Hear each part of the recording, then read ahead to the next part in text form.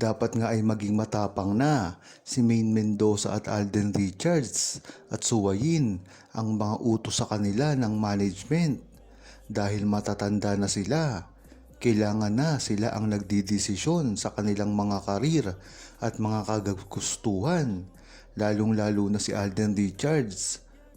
Mukhang ang hindi na nagpapatali ngayon sa GMA si Alden Richards dahil sa kanyang bagong kumpanya ay malamang ay malampasan niya pa ang kita ng GMA pagdating sa kanyang karir dahil tali siya sa management ng GMA ay hindi niya na magagawa ang mga gusto niyang proyekto, lalo na ang kasama ang mga sikat pang artista kagaya nila Coco Martin, Piolo at iba pa.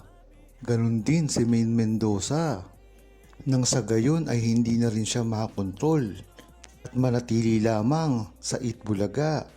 Dahil kung gugustuhin ni Maine Mendoza at hindi siya nakakulong sa nagmamanage sa kanya, ay malaya niyang magagawa rin ang kanyang kagustuhan. Magiging masaya siya sa showbiz. Dalawa lang naman kasi ang pagpipilian ni Maine Mendoza ngayon, ang manatili pa sa showbiz at manatili na lamang sa bahay. At sa nga nakikita natin ngayon ay mas gusto niya na nasa camera pa siya. Kaya ang dapat kay Maine Mendoza at Alden Richards, paglaban talaga kung ano ang kagustuhan nila at sundin kung ano talaga ang nilalaman ng puso nila. Talagang hindi na nga nagpapaawat si Maine Mendoza at Alden Richards kung ano man ang ginagawa nila sa publiko dahil ito na rin naman ang hudyat ng maugong nagagawin nilang pagsasama sa isang proyekto o pelikula. Ibinahagi na rin ng GMA ang network ni Alden Richards na ito ay papasok na sa All Out Sunday. Talaga namang kinaabangan ito kung ano talaga ang mangyayari. Kung iisipin mo, galing sa napakalaking proyekto si Alden Richards na ibinahagi naman ng isang batikang reporter. Ang malaking katanungan dito, ano ang gagawin ni Alden Richards sa mga ganitong bagay? Imposible naman na ireto siya ang kanyang network sa iba pa niyang mga katrabaho dahil alam naman natin na wala na ring tsansang magkatuluyan dahil matagal na itong idininay ni Alden Richards noon pa man. Marami nang naglabasan patungkol sa kanila, ngunit sila mismo bumasag sa ganyang mga balita. Kaya dito talaga magkakaalaman sa magiging pagpasok ni Alden Richards. Tignan natin kung ano talaga ang isip niya at buong damdamin niya patungkol kay Maine Mendoza.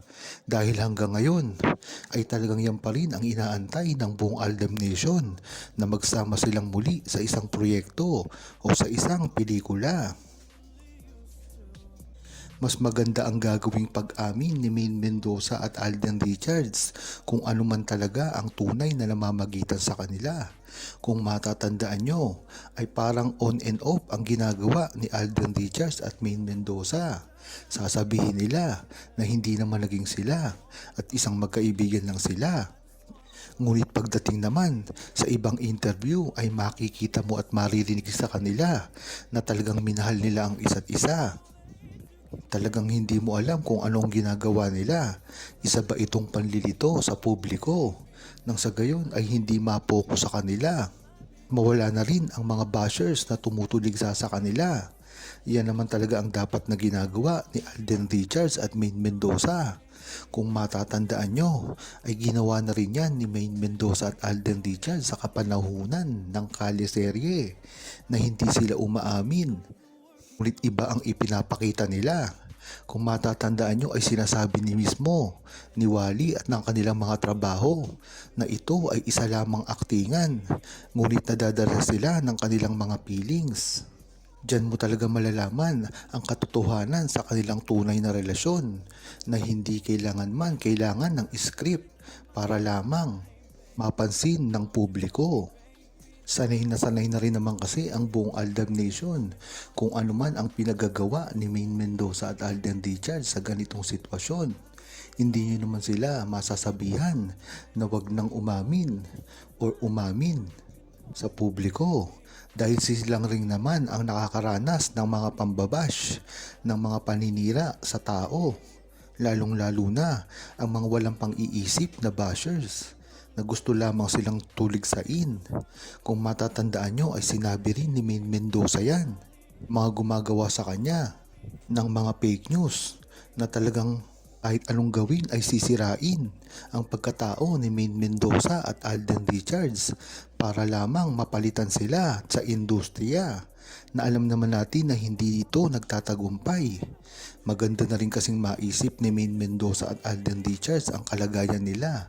Kung ano man ang gagawin nilang proyekto ay dapat natuto na sila sa mga nangyari sa mga nakaraan. Kaya hanggang ngayon ay dapat nilang paniwalaan na kung gusto nilang magsama sa iisang proyekto o pelikula ay dapat handa silang mabash dahil yan naman talaga ang ginagawa ng mga basher sa lahat ng celebrity na mayroong mga proyekto na pinagsasamahan. Ang example nga niyan ay dito nga kay Catherine Bernardo at Alden Richards na talagang binabash sila at pinapakita na meron silang relasyon.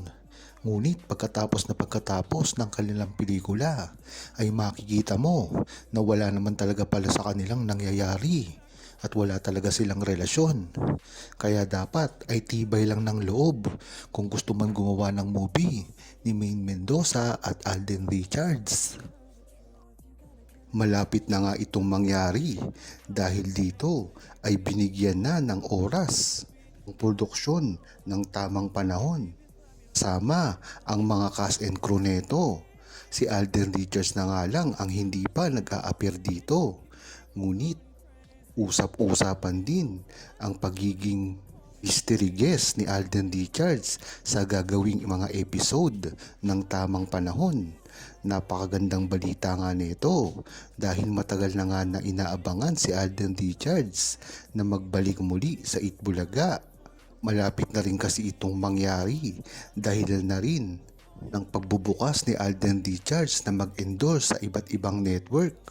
Hindi nga malinaw kung nasa kontrata ito ni Alden Richards, ngunit ipinapakita ngayon ng TVJ at Itbulaga na maaari nang magpunta at mag-guest man lang si Alden Richards sa TV5 at sa tamang panahon. At kung mapapansin nyo naman, black timer naman ang TVJ dito at hindi ito sakop ng TV5 na mismong network. Huwag kalimutang mag-subscribe, comment at i-like ang video na ito. Thanks for watching!